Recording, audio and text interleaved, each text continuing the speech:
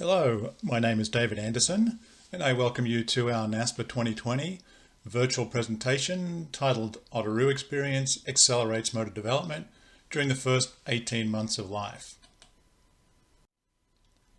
We know that learning motor skills during infancy, even those we consider phylogenetic skills like standing independently and walking, is dependent on experience. For example, variations in child rearing can lead to large differences in when specific motor milestones are achieved. Training studies, dating back to the classic twin studies of Myrtle McGraw and her contemporaries in the 1920s and 30s, also show that the onsets of specific skills can be accelerated with practice.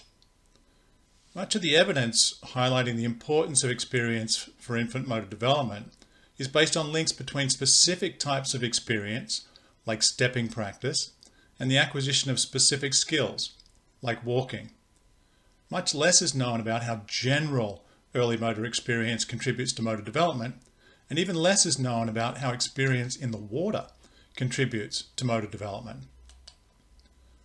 The purpose of the current study was thus to explore this underinvestigated aspect of early motor experience. The specific purpose was to determine if the use of an infant neck flotation device, an Otoroo, is associated with earlier acquisition of specific skills during the first 18 months of life. The Otoroo is a baby neck flotation device that allows infants from as young as 2 weeks of age to float and move independently in the water.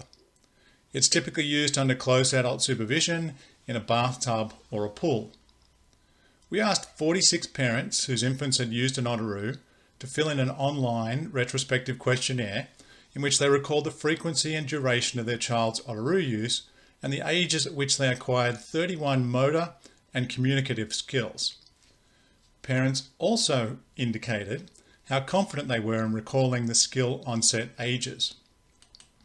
The average total Otoroo use in the sample was 154 minutes. We hypothesized that greater Otoroo experience would be associated with earlier skill onsets, though we weren't certain which skills would be most sensitive to the effects of Otoroo experience. A general linear regression model, which controlled for infant age and sex, showed that greater Otoroo experience was significantly related to the earlier acquisition of 5 motor skills and 4 communicative skills. Marginally significant relations were found between Otoroo experience and earlier acquisition of another 5 motor skills. Tables 1 and 2 show the partial R values taken from the regression model and the parents' confidence in their recall for the different skills. It's intriguing to note that the referential gestural communication skills significantly associated with Otoroo experience are important precursors to language development. Consistent with expectations, greater Otoroo experience was associated with earlier onset ages for specific motor and communicative skills. Why was greater Otoroo experience associated with earlier skill onsets? We speculate there are at least 3 possible reasons. 1, infants can express and practice some movements in water that are much more difficult to express and control under the heightened gravitational constraint on land. Practice of these movements may have a general effect on the development of movement control. 2, in addition, the buoyancy provided by the water, which enhances the freedom of movement in certain directions, may make the movements more pleasurable to perform and thus more likely to be repeated. Repetition of movements would again enhance the development of movement control, but also have a general training or conditioning effect on the neuromuscular system. 3, Otoroo experience may drive communicative development because it provides the infant with heightened agency.